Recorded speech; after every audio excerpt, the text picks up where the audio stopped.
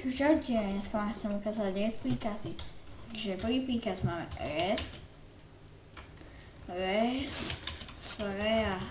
Napríklad označíte si dva body.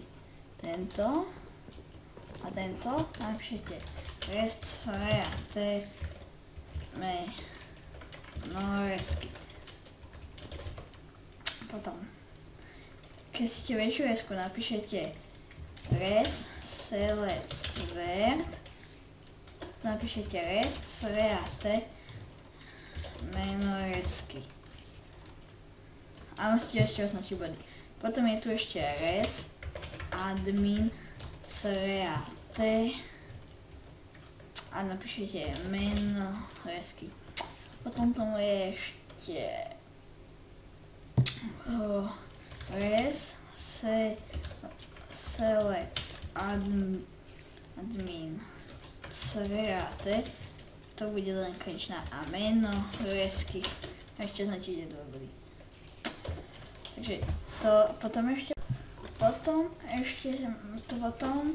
to je všetko.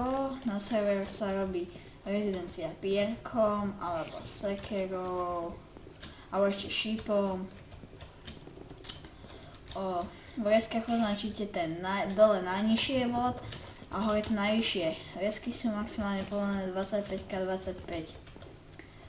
Potom tu ešte reset move for, nebude chodiť.